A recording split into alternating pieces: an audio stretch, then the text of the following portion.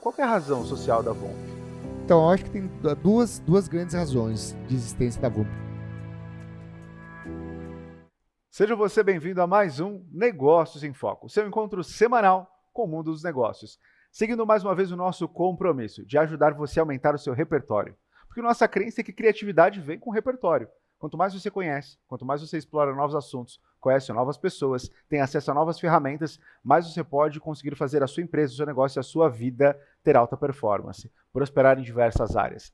E hoje, seguindo esse compromisso de trazer assuntos diferenciados, empreendedores raiz, empreendedores que fazem a diferença no nosso país, eu vou conversar com o Felipe Donato.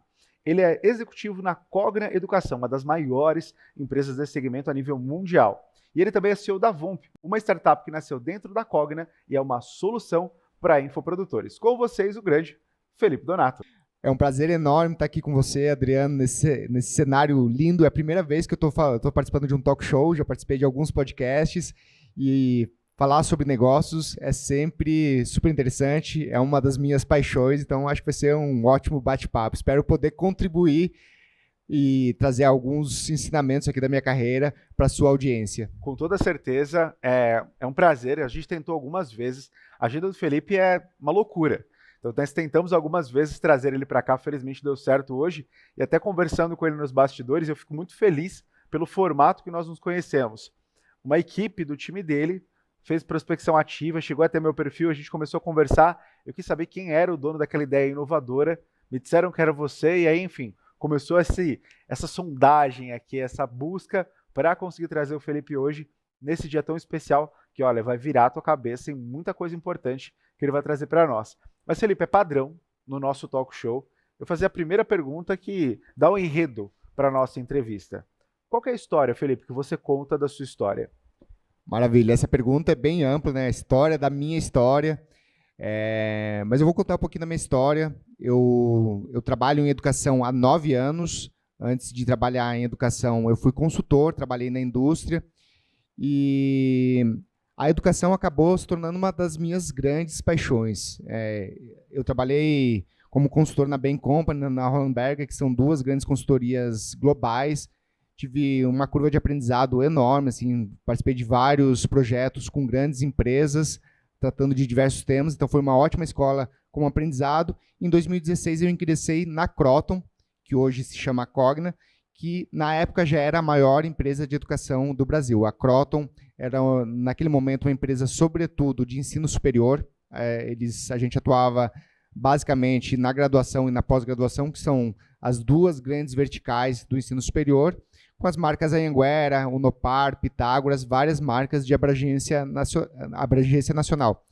E eu entrei para liderar um time de consultoria interna, que era um time que tinha alguns objetivos. Tinha um objetivo de formar novas lideranças para a própria Croton, tinha um objetivo de substituir as consultorias tradicionais. Na época a gente contratava muito a McKinsey, a Bain, Accenture, essas grandes consultorias, então, e gastava um caminhão de dinheiro com as consultorias, então a gente tinha o objetivo de, ao invés de sempre usar uma consultoria externa, desenvolver essa habilidade internamente, e tinha também o objetivo de manter o conhecimento dentro de casa.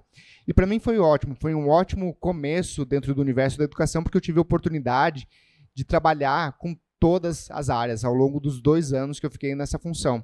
Então, eu trabalhei com o time comercial, time de vendas, time de experiência do aluno, time de operações, na educação presencial, na educação EAD, no ensino à distância, o EAD. Então, cara, fiz um pouco de tudo. E ao longo dessa trajetória, eu fui crescendo na empresa. Fui assumindo outras posições, fiquei como diretor financeiro durante algum tempo, fiquei como diretor de projetos estratégicos. E desde 2020, eu venho assumindo posições mais empreendedoras dentro da Cogna. A Cogna passou por uma grande transformação ali em 2018, ela fez uma grande aquisição, foi a aquisição da Somos Educação, que era uma das maiores empresas de educação básica, foi quando ela mudou o nome de Croton para Cogna, e ela se organizou em grandes unidades de negócios. A unidade do ensino superior, a unidade da educação básica, tem uma unidade focada em editoras, e tem várias iniciativas mais empreendedoras, startups internas.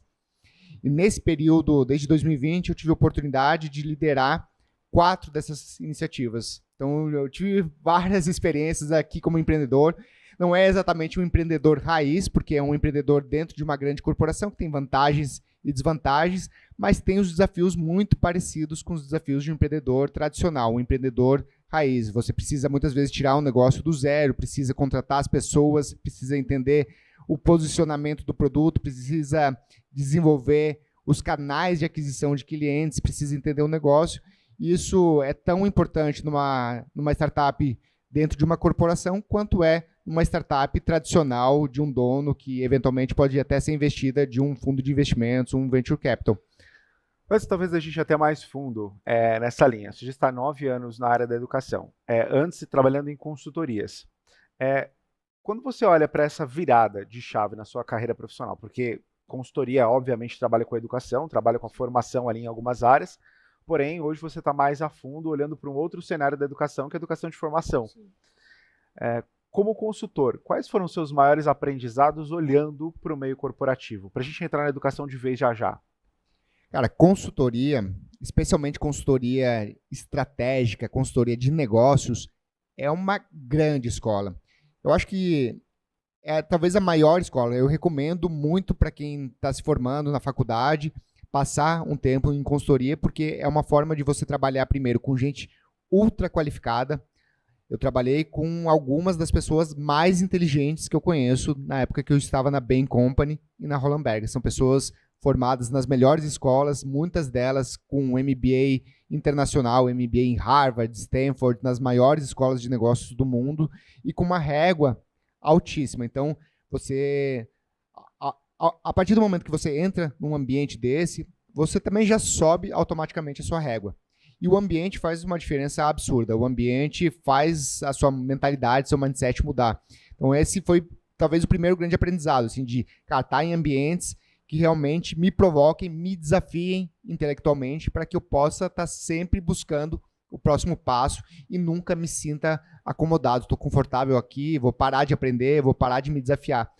Eu acho que o segundo ponto que é muito interessante na consultoria é que a consultoria é uma forma de você aprender muito sobre diversos temas diferentes num curto espaço de tempo. Então, nesse período que eu estive trabalhando em consultoria, eu fiz projetos de estratégia, fiz valuation, de aquisição de empresas e investimentos, fiz projetos de organização e cultura, fiz projetos de PMO, de gestão de projeto, para um grande banco de varejo. Trabalhei em diferentes áreas, trabalhei em infraestrutura de aeroportos, trabalhei em telecomunicações, trabalhei em bancos, trabalhei na indústria química. Então, é uma forma de você entender um pouco como funciona uma empresa, quais são as grandes verticais, como desenhar a estratégia, o que é importante, aprender muito sobre a parte financeira da empresa. Todo grande empreendedor, não necessariamente no primeiro momento precisa entender de finanças, mas se ele quer realmente se tornar um empresário de sucesso e receber um aporte, ou eventualmente até sonhando grande, fazer o IPO da sua empresa, ele precisa ter esse conhecimento. Então, eu acho que é uma forma de você, num curto espaço de tempo, estar exposto a desafios diferentes, indústrias diferentes, sobre temas diferentes. E isso foi uma grande aprendizagem. E tem um terceiro ponto que eu acho que também é muito legal nas consultorias, que a consultoria tem uma ética de trabalho muito bem consolidada. Uma ética de trabalho no sentido de, cara, você se comprometeu a fazer uma entrega, você vai fazer essa entrega. Custe o que custar. E às vezes, cara, custa virar a noite trabalhando. Mas e ninguém está sendo enganado. Isso faz parte do jogo. Mas essa mentalidade de, cara, eu me propus aqui a fazer alguma coisa que é desafiadora, é ambiciosa, e eu vou me preparar, vou me planejar e vou executar com maestria para fazer a entrega, também faz toda a diferença no mindset de qualquer empreendedor e de qualquer pessoa que tem ali uma ambição de crescer na carreira. Acho que esse ponto é muito importante. Eu atuo como consultor na área comercial, mas eu também busquei muitas consultorias para mim. Em cada fase diferente, como empreendedor, como empresário, você vai precisar de contratar inteligências. E eu costumo dizer que a coisa mais inteligente que eu fiz foi contratar inteligência, porque você aprende mais rápido, de uma forma mais correta, e muito provavelmente com uma consultoria que tem bastante bagagem, você traz experiências do que deu certo e deu errado em vários lugares diferentes com o método que eles inserem. Então, talvez você, empresário que está nos assistindo, está num momento onde está no ponto de virada do negócio, está aí a recomendação do Felipe, minha também, de contratar inteligência. Não, total. Eu sou super fã de contratar inteligência, porque É muito mais fácil você crescer com quem já passou pelo caminho, já tirou as pedras do caminho, já conhece os atalhos, do que aprender tudo do zero com erros e acertos. Erros e acertos sempre vão acontecer, sempre vão existir. Mas se você tiver alguém que possa te orientar, possa te ajudar, possa te apontar os caminhos e possa até meter a mão na massa junto com você para você andar mais rápido, faz muito sentido. Ainda que custe dinheiro, mas é um dinheiro muito bem investido. Não só as consultorias, os grupos de mentoria, de mastermind, eu acho que é uma forma de você acessar uma inteligência coletiva de gente que já passou pelo que você está passando e que está disposta a abrir o kimono e compartilhar realmente as melhores práticas, o que deu certo, o que não deu certo, vai fazer muita diferença na vida de todo empreendedor. Bom, quando a gente fala sobre consultoria, contratar inteligência, isso é uma cultura. Existem pessoas que, em função da sua cultura, elas optam por não contratar, optam por não fazer, porque acreditam que tem que fazer sozinha. É até um traço comportamental. E aí você vai para uma outra ponta da educação, que é a educação de formação, que vai formar inclusive os hábitos, cultura, percepções, transformação. Nessa virada de chave, por que você entrou para o caminho da educação? O que aconteceu aí? Sai da consultoria para ir para a educação. Teve algumas motivações, teve motivações pessoais. Eu entrei na Croton, no segmento de educação, em 2016. Em 2015 nasceu meu primeiro filho, eu tenho dois, um menino e uma menina. E a consultoria ela tem uma natureza de projetos, ela funciona numa dinâmica de projetos. E os projetos podem acontecer em qualquer lugar. Em 2016 a gente ainda estava antes da pandemia, não tinha o home office não estava tão disseminado, então, cara, às vezes eu estava fazendo um projeto no Rio de Janeiro, depois na Bahia, depois em Minas Gerais, e eu queria ter um pouco mais de estabilidade, um pouco mais de previsibilidade. Além disso, tinha uma segunda motivação pessoal, que a consultoria, ela realmente é uma grande escola, você aprende muito, mas ela demanda muito, o trabalho é muito duro, muito pesado, muitas vezes trabalha até de madrugada, trabalha final de semana, então eu queria também ter ali um work-life balance, um balanço entre a vida pessoal, a vida privada e o trabalho um pouco mais equilibrado. E também tinha algumas motivações mais de perspectiva de carreira mesmo. Na consultoria você aprende muito, mas você sempre faz uma recomendação. Quem toma a decisão é o empresário, é o empreendedor, o dono do negócio. E eu queria ter um pouco mais de skin on the game, como se fala em inglês, né? Queria ter ali um pouco mais de tomada de risco, de estar dentro do jogo, tomar as decisões e viver com as consequências das decisões tomadas. Então, essa também foi uma grande motivação. Além disso, tem uma identificação grande com o setor. O setor de educação, eu acho que mais do que qualquer outro setor da economia, realmente transforma a vida das pessoas. Eu sempre, quando eu palestro em eventos que a VUMP patrocina, eu sempre falo uma frase que um antigo diretor da Cogna costumava falar, que eu acho sensacional. Basta uma geração de pessoas educadas para mudar o destino de um país. E isso é muito verdade. A gente já viu vários casos na história da humanidade. Tem um caso que eu sempre trago, que eu acho que é bem interessante, que é o caso da Coreia do Sul. A Coreia do Sul, 40 anos atrás, era mais pobre que o Brasil. E hoje o coreano médio é 3 vezes mais rico que o brasileiro médio.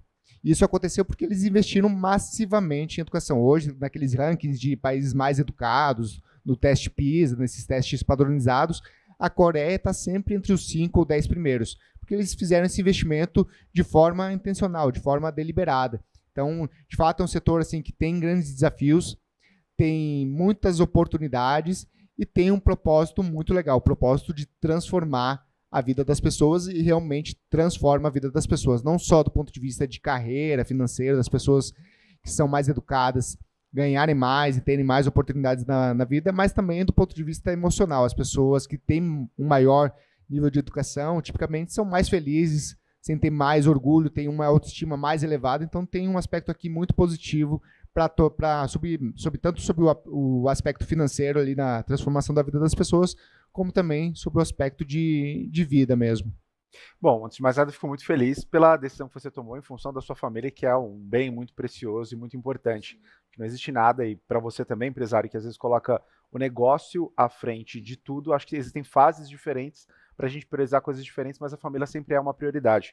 Então eu fico feliz por conhecer esse valor seu. E pensando sobre esse aspecto de a educação que você entrega hoje ser a educação, acho que a primária, né, a essencial para que alguém cresça no mundo dos negócios, no mundo corporativo, a consultoria, na verdade, ela vem como algo complementar e acelerador. Em algum momento, o empresário, mesmo muito bem formado, ele vai precisar contratar uma inteligência de uma outra área de expertise que talvez ele não tenha. Então, consultoria não deixa de ser um método de educação. Total, total. Eu acho que tem diferentes formas de... A educação é uma área muito ampla, né? Existem várias formas de se educar as pessoas. Existe aquela educação mais tradicional, né? Que é mais expositiva, o professor falando, o aluno tomando nota. Hoje em dia se fala muito em sala de aula invertida, em que o aluno estuda antes, e o momento de sala de aula é um momento de discussão de casos, de troca com o professor, troca entre os alunos.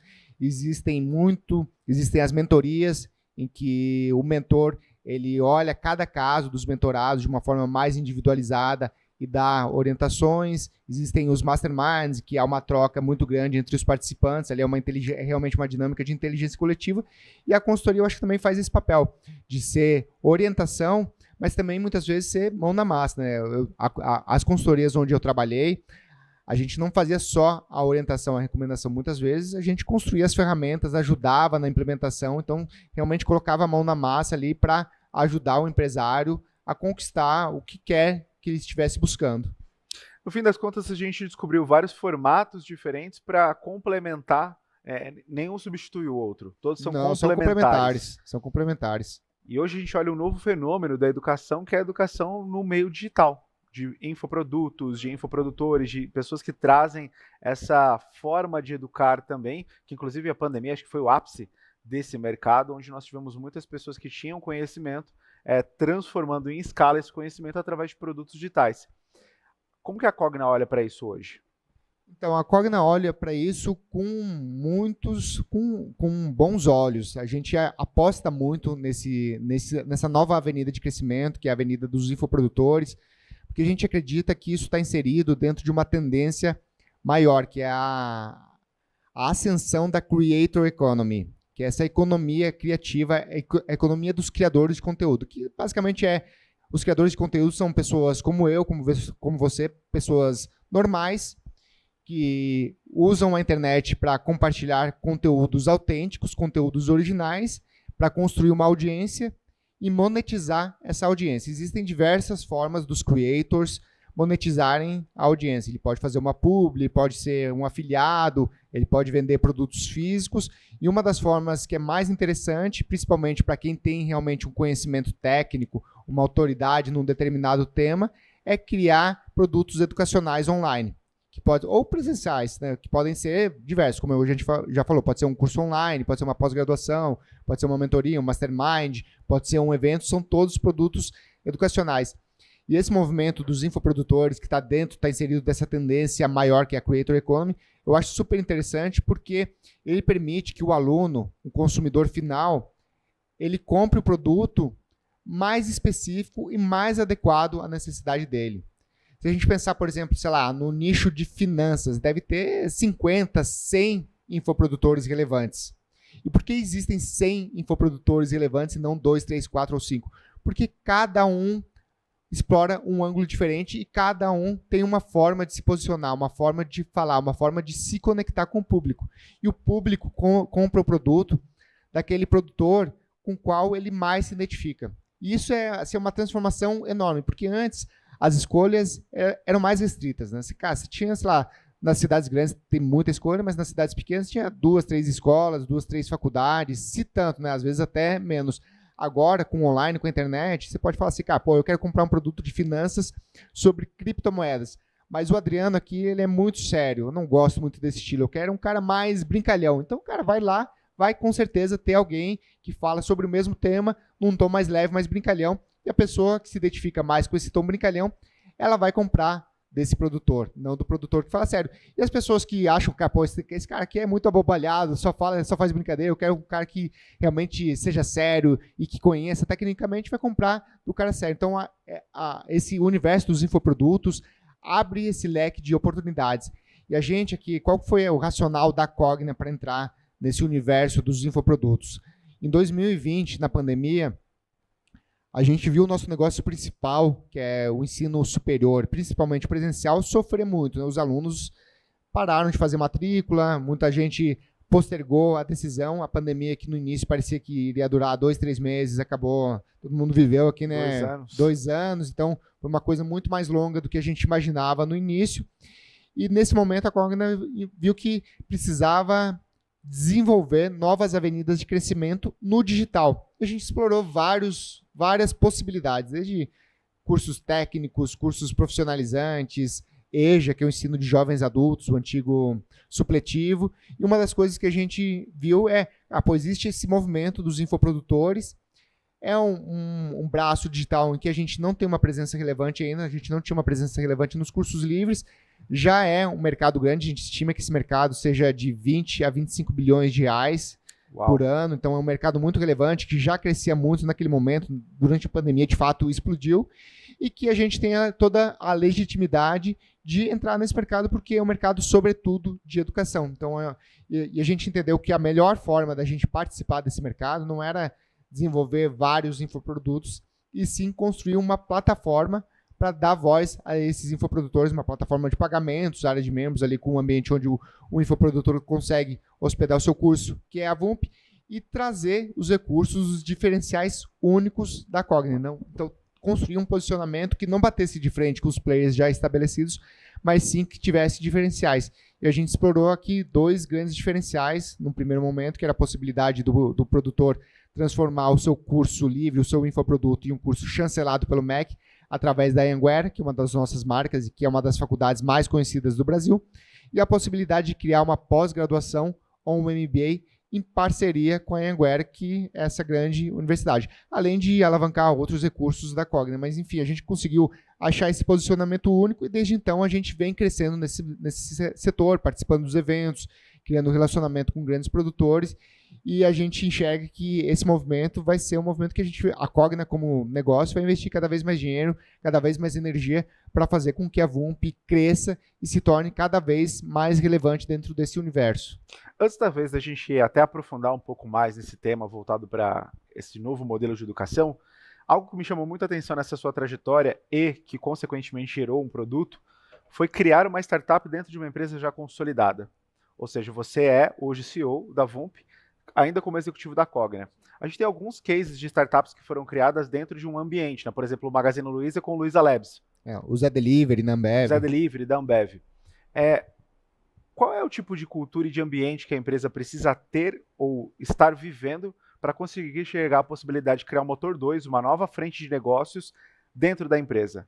Porque a gente tem muitos empreendedores, empresários que nos assistem aqui que seguem a mesma linha de trabalho e muitas vezes contratam soluções externas ou até sofrem por um problema que talvez eles mesmos poderiam resolver caso tivesse esse braço de inovação dentro do negócio. Traz um pouquinho dessa mentalidade da Cogna. Eu acho que a primeira coisa que uma grande empresa que quer se tornar empreendedora, desenvolver startups internas, precisa fazer é passar por uma mudança de mentalidade, no sentido que a empresa vai precisar conviver com 2 universos muito diferentes. As necessidades de uma grande empresa que fatura bilhões são muito diferentes das necessidades de um negócio que está nascendo. Então, uma empresa que fatura bilhões precisa ter uma governança super bem estabelecida, precisa ter alçadas de aprovação de todos os investimentos, porque os investimentos geralmente são investimentos milionários, precisa ter uma estrutura de muitas pessoas para tocar o negócio. Já uma startup, ela precisa ter menos burocracia e mais velocidade, mais autonomia para a tomada de decisões. Então, a empresa precisa entender assim, que os processos que funcionam para o negócio grande não necessariamente vão funcionar para o negócio que está nascendo. Então, por exemplo, para dar um exemplo claro, assim, um processo de pagamentos. Às vezes, uma empresa grande tem um processo de pagamentos que passa por várias alçadas de aprovação e depois o pagamento acontece em 90 dias. Uma empresa pequena, que tem fornecedores pequenos que precisam do caixa, isso não funciona.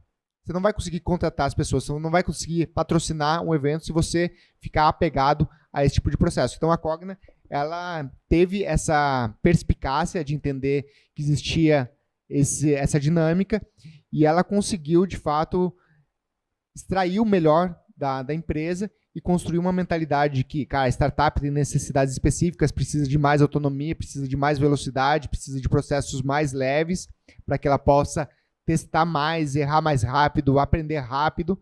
e que são diferentes dos processos tradicionais. Então, essa mudança de mentalidade, eu acho que é o grande pilar que precisa ser construído para toda corporação que quer trilhar essa jornada do empreendedorismo interno. E aí eu acho que tem várias vantagens e desvantagens em estar dentro de uma startup interna. Uma vantagem óbvia é que está dentro da Cogna, realmente é mais fácil você abrir portas, né? Porque você já chega ali com o crachá de uma grande empresa, maior ecossistema de educação do Brasil, dono da faculdade Anhanguera, da faculdade Unopar, da faculdade Pitágoras, sistemas de ensino, então tem mais de 1 milhão de alunos ativos. Então, todo esse peso aqui, ele realmente ajuda a abrir portas. Tem um segundo ponto que também é muito positivo, a Cogna é uma empresa saudável financeiramente, geradora de caixa, então eu tenho uma capacidade de investimento muito maior, eu não preciso ficar preocupando se, preciso correr atrás do investimento, atrás do venture capital, fazer um roadshow aqui para levantar capital. Eu tenho uma segurança muito maior do ponto de vista de investimentos. Tem um terceiro fator que é, cara, tem muitos recursos, então eu posso fazer uso dos recursos que estão lá disponíveis. Por exemplo, sei lá, para dar um exemplo aqui, ao invés de eu contratar uma estrutura de cloud, uma AWS própria, uma Azure, eu uso a estrutura da Cogna, que já está contratada, tem ali um contrato guarda-chuva muito maior, paga um preço muito mais baixo pelo que eu uso do que se eu tivesse que negociar por conta própria. A contrapartida é que, de fato, sim, apesar da gente ter essa mentalidade de que a startup interna precisa ser tratada de uma forma diferente, ainda assim eu tenho processos, ainda assim eu tenho ali alguns ritos que precisam ser cumpridos, então tem ali uma amarração de uma empresa grande que não é a mesma coisa de uma empresa de dono, cara, que teve uma ideia, tomou decisão, implementa, não precisa necessariamente alinhar com ninguém. Eu tenho muita autonomia, mas não tenho autonomia irrestrita. Para algumas coisas, eu preciso sim passar por um processo de validação com o CEO da Cogna, eventualmente até com o conselho de administração, principalmente quando temas societários ou temas que demandam um investimento maior. Agora vamos falar um pouquinho do Felipe, né? Porque, no fim das contas, você trouxe talvez os preceitos importantes que uma empresa precisa ter como mentalidade para construir uma startup que funcione de forma mais rápida, mais dinâmica dentro dela, mas as pessoas que vão construir isso também têm que ter essa mentalidade arrojada, dinâmica, olhando os gaps do mercado. Quando você foi convidado para ser CEO da Vump, não sei se foi um convite ou foi uma iniciativa própria de começar a construir esse projeto, conta como isso aconteceu e como tem sido para você a estruturação da mentalidade para tocar esse negócio em paralelo. Foi um processo, assim, não é uma coisa que aconteceu da noite para o dia. Eu era diretor de planejamento e desenvolvimento, cuidava da parte financeira, de projetos estratégicos para o ensino superior da Cogna. E num determinado momento eu senti que o meu próximo passo era assumir uma responsabilidade de P&L, uma responsabilidade de DRE, de ser responsável pela receita, pelos custos de uma unidade de negócios. E acabou surgindo uma oportunidade para eu assumir a Stude, que era uma startup interna também, um pequeno negócio dentro da Cogna. O Stude era um preparatório para o Enem, continua existindo, um preparatório para o Enem, online. Então, eu acumulei a minha responsabilidade de diretor de planejamento com o Stude.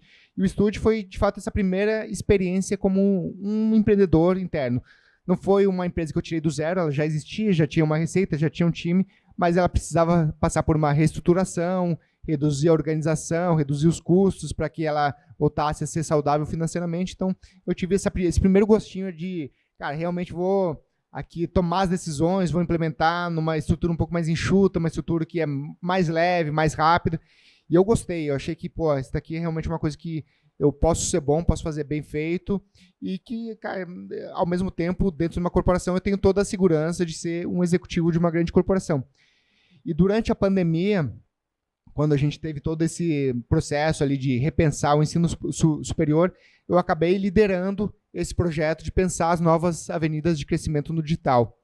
E a Vump surgiu desse projeto. A gente identificou que o universo dos infoprodutores era um universo que fazia muito sentido, a gente identificou algumas outras iniciativas, eu acabei liderando 2 iniciativas que não deram certo, que a gente tentou tirar do zero, colocar de pé a partir do zero, e a gente acabou descontinuando, porque a gente não conseguiu implementar, viu que não fazia sentido, ia ser muito mais difícil, muito mais caro do que a gente imaginava, e a Vump foi a que deu certo. Então, foi assim, foi um processo, e do ponto de vista de mentalidade, realmente precisa ter uma mudança de mentalidade, porque o executivo, ele acaba sendo, de certa forma, muito mais processual, né? Você tem ali um lance de tá mais ali no jogo político, político num bom sentido, não um jogo político que destrói valor, mas um jogo político de Não de politicagem, não mas de politicagem, de estar ali se relacionando com os pares e negociando o que precisa fazer, o que não precisa fazer.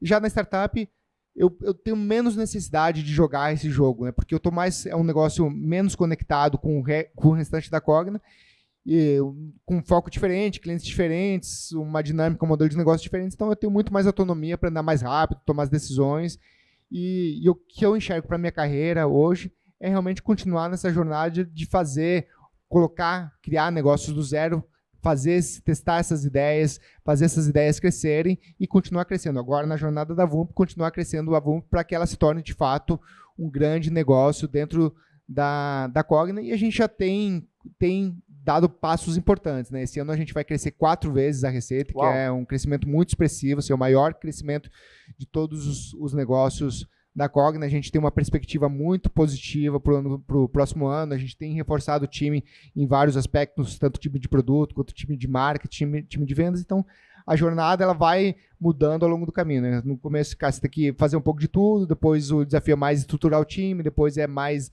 direcionar a visão, fazer relacionamento com os clientes.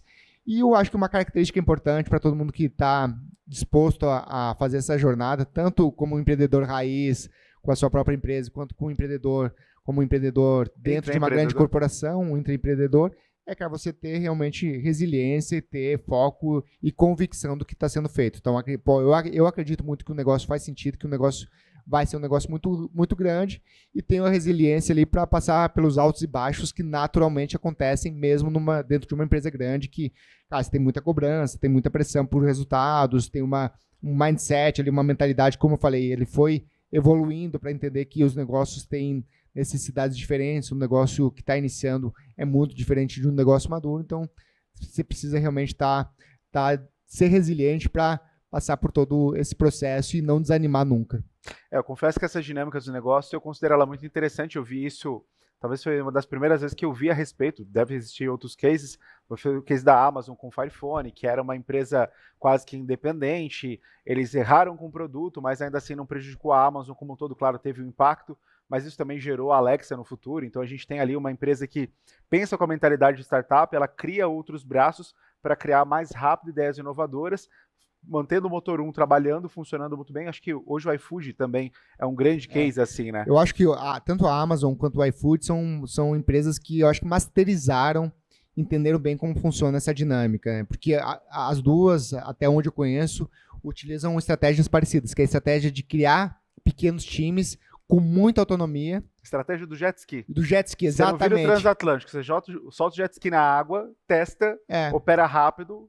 Coloca algum dinheiro, aloca um time e dá um objetivo. Cara, se o jet ski andar, for para frente, vai colocando mais dinheiro, vai colocando mais time. Agora, se o jet ski afundar, beleza, cara, faz parte do jogo. O jogo do intraempreendedorismo, nesse sentido, é muito parecido com o jogo do empreendedorismo tradicional, que algumas iniciativas vão dar muito certo e vão compensar todas as outras iniciativas que não deram certo. Eu liderei, nesse período, de 2020 para cá, 2 iniciativas que morreram. A gente tinha uma ideia de construir um marketplace educacional, uma espécie de mercado livre educacional para vender cursos próprios e produtos educacionais de terceiros, que a gente acabou descontinuando por diversos motivos, e também uma iniciativa de construir uma fintech interna, que a gente também acabou ali se deparando com desafios grandes que a empresa não estava disposta a enfrentar naquele momento, e a gente segurou. Não é uma ideia que morreu totalmente, a gente espera retomar em algum momento do futuro, mas naquele momento ela morreu. Então faz parte do jogo que alguns jet skis afundem e outros jet skis realmente virem caminho, trilhem o caminho ali de virar um iate, depois um veleiro e depois um transatlântico. E aí, mais uma vez, está linkado diretamente com o nosso assunto de início, sobre a formação cultural. Porque, na verdade, ter uma organização que se comporta dessa forma nada mais é do que um modelo mental, um modelo de cultura. É um mindset de crescimento. Entender que, mesmo que erre, esse erro faz parte do processo de aprendizado. E não que é um fracasso que vai acabar com a estrutura da organização. Organizações que começam a fazer coisas por tempo demais, mesmo que sejam certas, em algum momento ela será errada. Por exemplo, a Nokia nunca fez um celular ruim até então. Só que ela fez certo por tempo demais, o mundo mudou e ela não. Então acontece muito isso no mercado, né? Exatamente, sim, e a cultura, no final do dia, é o fator mais importante, né? Tem aquela frase famosa do Peter Peter Drucker, Drucker, que a cultura ela come a devora, estratégia do café da come a manhã. estratégia ou devora a estratégia no café da manhã.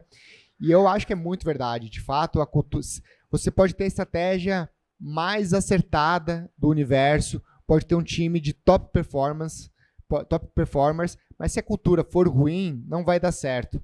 A cultura, ela é o pilar fundamental de sucesso de qualquer empresa que está no mercado há muito tempo. E a cultura inovadora não é uma cultura fácil, porque ela é uma cultura de humildade. O que acontece com as empresas, na minha percepção, que talvez é o que tenha acontecido com a Nokia e outras empresas que foram muito grandes e acabaram caindo no ostracismo ou até saindo completamente do mercado. A empresa, às vezes, entra numa dinâmica de arrogância. Assim, eu acertei muito durante muito tempo, meu produto é um produto vencedor, é o produto que paga as contas e eu não preciso inovar. E esses caras pequenininhos que estão inovando aqui, cara, eles vão continuar pequenininhos. Tá longe demais. Tá longe de mim, né? demais de mim. Só que o pequenininho, às vezes, engole o grande. E os negócios pequenininhos. E eu acho que as empresas que têm essa mentalidade inovadora, elas têm uma forma diferente de enxergar. O Facebook comprou o WhatsApp quando tinha, sei lá, 6 funcionários e pagou bilhões de dólares, porque ela viu ali, pô, esse cara é pequenininho, mas, cara, se eu não fizer alguma coisa, esse cara vai engolir o mercado.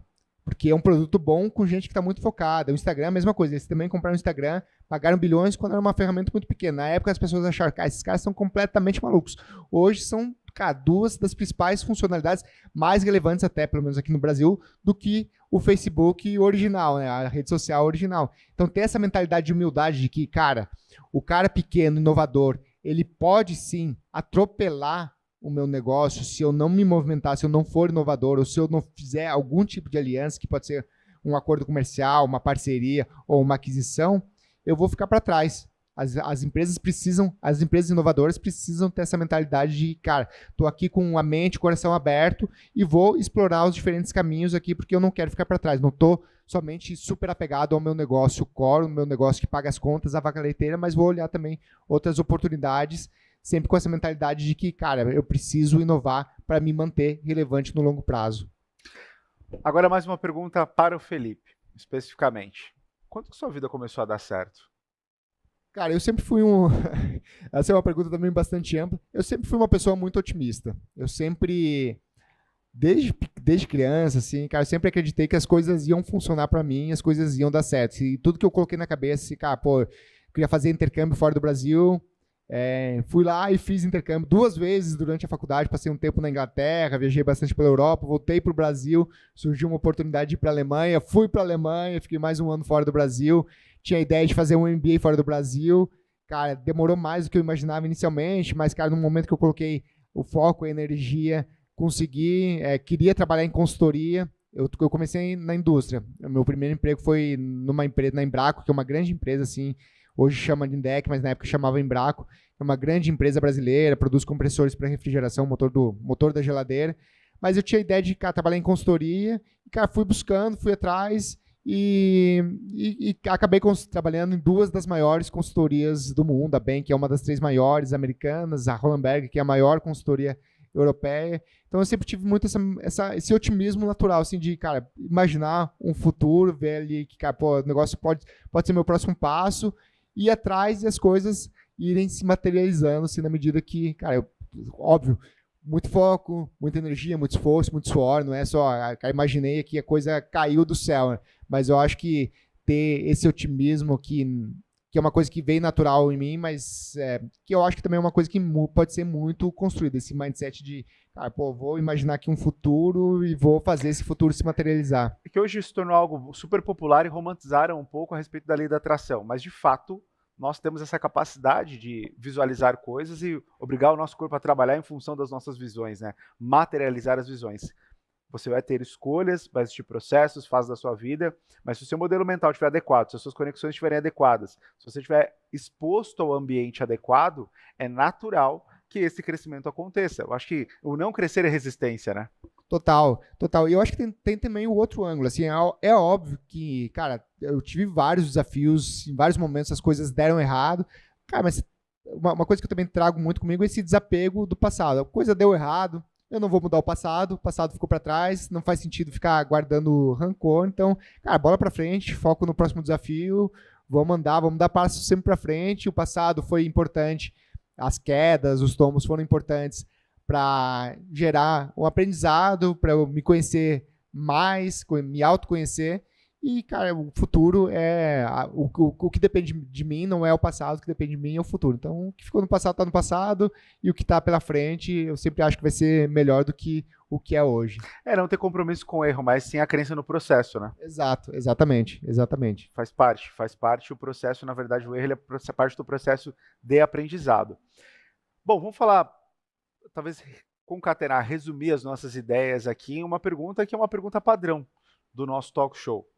Pensando hoje em Vomp, que é a empresa que você está à frente, está mais posicionado, claro que a Cogna tem todo o teu repertório, o teu know-how veio da Cogna, mas hoje você já enxerga a Vomp como uma empresa de um potencial, né, nem precisa de muito para enxergar 4 vezes crescimento, já não é mais uma aposta, né, é uma certeza, é um fato. É uma realidade. Uma realidade. Qual que é a razão social da Vomp? Então, eu acho que tem duas grandes razões de existência da Vomp. Uma é a Vomp, ela está inserida dentro desse universo de educação. Apesar do aluno não ser o nosso cliente direto, é o cliente do nosso cliente, a gente é um B2B2C, né, o infoprodutor que é o nosso cliente, mas no final das contas a gente está contribuindo para esse setor de educação crescer, oferecendo modelos alternativos de educação, que são os cursos criados, as mentorias criadas pelos infoprodutores, e eu acredito muito que a educação é um motor de transformação, talvez, como eu falei no começo, o maior motor de transformação na vida das pessoas e na vida do país como um todo. Então, eu acho que tem esse propósito muito de trazer educação de qualidade, e a gente tem focado muito, e a gente naturalmente atrai produtores que têm produtos de qualidade. Então, esse é o primeiro papel. O segundo papel está mais ligado à transformação dos nossos clientes, e de dar o poder do cliente, que é um infoprodutor que às vezes está começando ali, criando um curso digital, um pequeno curso online, se tornar um empresário de educação. A gente tem muito essa mentalidade assim, de ajudar os nossos parceiros a não serem somente infoprodutores, não que ser infoprodutor é ruim, assim, não é negativo, é ótimo ser infoprodutor, mas dar esse salto de passar de um infoprodutor para um empresário de educação, que é muito diferente, a ideia de criar uma empresa com vários produtos, que tenha estrutura, que seja profissionalizada. Então, a gente fez isso múltiplas vezes na Cogna. A Cogna tem esse DNA de criar grandes negócios de educação, e a gente quer ajudar todos esses pequenos empreendedores que estão inseridos aí nesse universo dos infoprodutos a darem esse salto e se tornarem, de fato, empresários de educação com a nossa ajuda. Empresário, nós tivemos a chance, a oportunidade de conhecer um formato novo, um modelo novo de negócio, e eu acho que as duas palavras que talvez mais façam sentido para a nossa entrevista de hoje é cultura e inovação.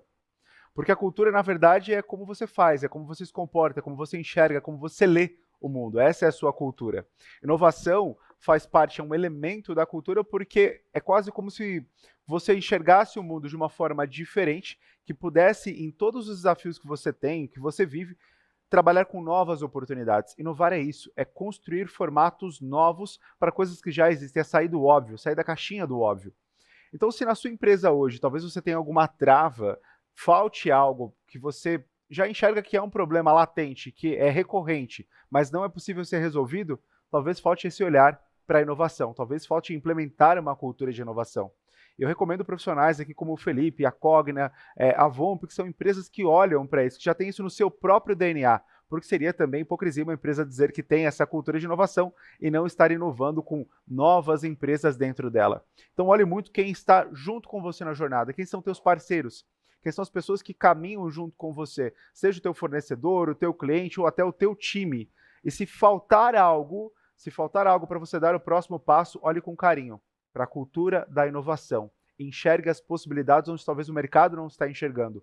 Porque as grandes soluções que nós temos hoje, bilionárias, são soluções que resolveram problemas complexos, criando soluções simples. Afinal de contas, só aqui, nós estarmos conversando numa plataforma como essa, nesse modelo, foi alguém que olhou para uma necessidade de mercado e transformou o mundo, democratizando conteúdos, saindo dos canais abertos de TV e construindo uma plataforma como essa que é o YouTube. É possível que o seu negócio também viva essas experiências, desde que você mude o modelo mental aí da sua empresa. E para isso, o Talk Show Negócio em Foco também tem essa responsabilidade de ajudar você a aumentar o seu repertório, aumentar a sua criatividade para que o seu negócio possa prosperar independente das fases que ele vive. Quero agradecer demais ao nosso grande patrocinador, a Náutica Digital, esse espaço que nós gravamos aqui em Alphaville, com sala de podcast, espaço para live de lançamento, talk show, eventos abertos para mais de 100 pessoas. Você pode inovar e usar dessa sua cultura para trazer o seu evento, trazer o seu time para cá e nós construirmos juntos aquilo que vai marcar a vida das pessoas nesse ambiente, esse ambiente especial para gerar cada vez mais conexão entre as pessoas. Quero agradecer ao Tim, nosso operador de câmeras, o Jadson, da Jax Media, que cuida de toda a nossa produção visual, e agradecer principalmente a você, nosso espectador, mas o nosso grande participante, porque é para você e por você que nós construímos e fazemos tudo o que nós fazemos.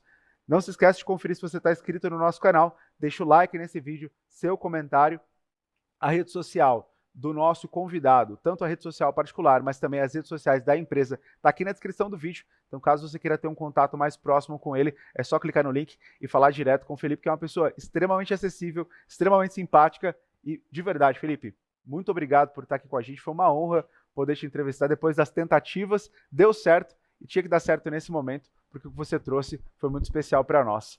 Maravilha, foi um prazer enorme, foi de verdade assim, uma conversa super leve.